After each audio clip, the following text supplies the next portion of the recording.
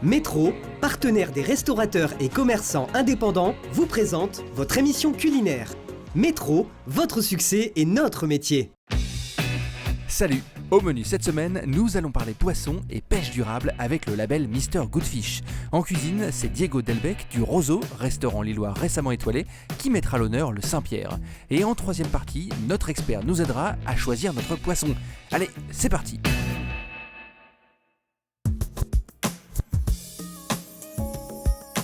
On retrouve Héloïse qui travaille pour Mr Good Fish, comprenez Monsieur Bon Poisson. Derrière ce petit bonhomme sympathique se cache un programme européen qui vise à sensibiliser le public et les professionnels sur la pêche durable. Et cocorico, ce programme a été créé chez nous, à l'aquarium de Nausicaa à Boulogne-sur-Mer. Ça a été créé en 2010 par l'aquarium de Nausicaa à Boulogne-sur-Mer, mais aussi par deux autres aquariums, l'aquarium di Genova en Italie et l'aquarium Finisterrae en Espagne. Ces trois aquariums ont lancé le programme Mr Good Fish pour aider les consommateurs, mais aussi toute la filière, à bien choisir le bon poisson à la bonne saison. Donc le premier critère, c'est les stocks. Toutes les espèces qui sont sur nos recommandations se portent bien. Il n'y a pas de souci, on peut les pêcher, on peut les consommer. Le deuxième critère, c'est la saison de reproduction. Toutes les espèces sur notre poster ne sont pas en reproduction au moment où on les propose. Et le dernier critère, c'est la taille. Pour nous, c'est la taille de première maturité sexuelle, c'est-à-dire la taille pour laquelle le poisson s'est déjà reproduit au moins une fois. Est-ce que cela veut dire qu'il y a une saison dans le poisson, comme pour les fruits et légumes ? Exactement, c'est ça. Il y a une saison pour les poissons, il y a une saison pour les fruits et les légumes, il y a une saison pour tout. Mais concrètement, comment ça fonctionne ? Comment reconnaît-on un poisson issu d'une pêche durable ? C'est un outil, c'est une marque qui a vraiment été développée par Nausicaa. Et donc pour pouvoir choisir son poisson aussi bien chez le poissonnier, dans les supermarchés, mais également au sein des restaurants, nous on a des applications ou sur notre site internet, vous pourrez retrouver toutes nos recommandations, la liste des poissons qu'on peut manger. Donc en ce moment, le programme s'est étendu nationalement, donc vous pourrez retrouver nos recommandations partout en France et aussi en Picardie, puisqu'il y a beaucoup de chefs, d'associations de chefs qui nous suivent depuis le début du programme ou depuis quelques années aussi, pour mettre en avant les produits Mr Good Fish, mettre en avant leur cuisine, mettre en avant les produits de la baie de Somme. Et vous, Héloïse, un petit coup de cœur pour un poisson en particulier ? Moi, ça serait la vive. Et la vive, c'est vraiment un poisson, pour moi, qui est exceptionnel. Après, c'est mon avis. Et ensuite, le taco, c'est une espèce qui pourrait être redécouverte, ou même le Saint-Pierre. Le Saint-Pierre, aujourd'hui, c'est un très bon produit. Vous l'aurez compris, il y a beaucoup de poissons méconnus qui méritent de s'y intéresser. D'abord pour le goût, mais aussi pour respecter une pêche durable. Si vous souhaitez retrouver toutes les recommandations selon la saison de Mr Good Fish, toutes les infos sont sur weo.fr. On passe en cuisine. Nous retrouvons Diego Delbecq du restaurant Roseau à Lille. Le Roseau, c'est une très belle adresse lilloise ouverte en 2017. Diego y partage l'affiche avec Camille, sa compagne. Ça fonctionne tellement bien qu'en moins de 2 ans, ils ont obtenu une première étoile au célèbre Guide Rouge. De la gastronomie donc, mais à des tarifs plutôt abordables. Aujourd'hui au menu, on cuisine du Saint-Pierre. Ce poisson est reconnaissable entre tous grâce à ses taches sombres de chaque côté de son corps. La légende raconte que l'apôtre Saint-Pierre aurait attrapé le poisson pour y retirer une pièce d'or de la bouche, laissant ainsi les empreintes de son pouce et de son index. Voilà pour l'histoire, mais ce qui nous intéresse aujourd'hui, c'est la cuisine. Prenez vos carnets, car Diego nous propose une recette simple, avec de petites astuces faciles à refaire à la maison. Un carpaccio de Saint-Pierre. Ok, donc Diego, là on a les filets de Saint-Pierre. Alors Ouais. c'est quoi l'idée de cette recette ? Donc crue pour profiter de la qualité du poisson alors. Oui, c'est ça, exactement. Regarde, on peut bien remarquer que le poisson est bien translucide. Très bonne qualité de poisson. Donc ça va être idéal pour cette recette et le faire cru. Ok. On va faire comme un petit carpaccio, un peu plus sashimi. On va mettre ça dans le fond d'une assiette, très simplement. Donc ce qu'on va faire, c'est qu'on va légèrement faire glisser la lame du couteau, Pour essayer de pas trop agresser la chair. pas trop agresser la chair, d'avoir une taille régulière. Et surtout, je disais carpaccio, en fait, c'est pas vraiment un carpaccio, il faut que ce soit un peu plus épais Il y a un peu de mâche quand même. pour qu'il y ait la mâche, que ce soit intéressant. Vous voyez, ça se coupe vraiment bien, il faut vraiment faire glisser le couteau, sinon on va abîmer le poisson. Moi, je trouve que c'est la meilleure façon de manger le Saint-Pierre, cru. Ça doit aller quand même assez vite, que le poisson ne voit pas trop l'extérieur, hein, qu'il reste toujours bien frais. Vous voyez, c'est pas compliqué, il faut juste incliner légèrement le couteau. Le carpaccio de Saint-Pierre est prêt, on peut passer à l'accompagnement. Diego nous propose d'utiliser du daikon. Il s'agit d'un gros radis blanc japonais que l'on retrouve de plus en plus dans le commerce. Et ce légume méconnu, Diego va nous en proposer une recette étonnante.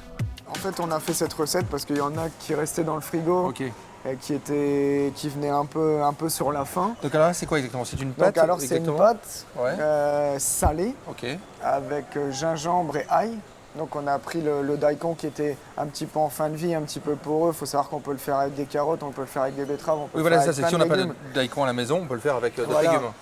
Et donc on s'est inspiré de cette recette, c'est qu'on a tout mixé, on a salé et on a laissé 2 jours dehors Ok.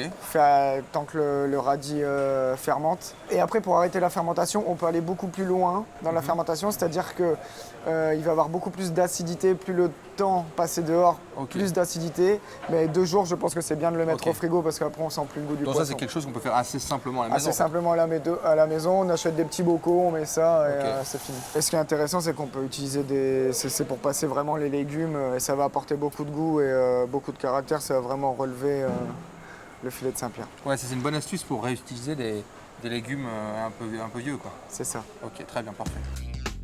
Pour lier le tout, Diego confectionne une petite sauce vierge, rien de compliqué, de la coriandre, des oignons rouges, un peu de citron et de l'huile d'olive. On Un peu relève de un petit peu tabasco, Pour relever un petit peu. voilà, du sel. Et on va prendre un peu de vinaigre blanc. Un peu de vinaigre blanc, ok. Moi j'utilise beaucoup de vinaigre blanc. C'est ça c'est la propriété de mettre de l'acidité sans donner de goût. Ok. Donc on va avoir l'acidité voulue sans dénaturer le goût du Saint-Pierre. Pour ajouter une nouvelle texture à son plat, Diego réalise du riz soufflé. Vous allez voir, c'est hyper simple et ça rajoute un vrai plus pour votre plat. Il faut une poêle très chaude et du riz sauvage. Là on fait avec le riz, donc ça va apporter beaucoup de texture. Ah ouais, on le voit tout de suite, c'est quasiment instantané en fait. Poêle bien chaude, sinon le riz va Ok. cramer. Donc poêle très chaude, ok.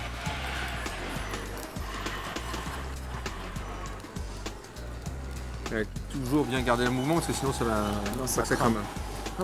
On regarde bien que tout éclate, sinon on va avoir Ok. des petits, Ah ouais, donc moins de des 30 petits secondes, morceaux ok, durs 30 sous la secondes. dent. Ok. Tous les éléments sont prêts, on passe maintenant au dressage. Donc on étale le poisson. Donc je pense qu'en entrée, si c'est des beaux Saint-Pierre comme celui-ci, un quart d'un des filets Ok, par personne. par personne, Ok, ça ouais. fonctionne.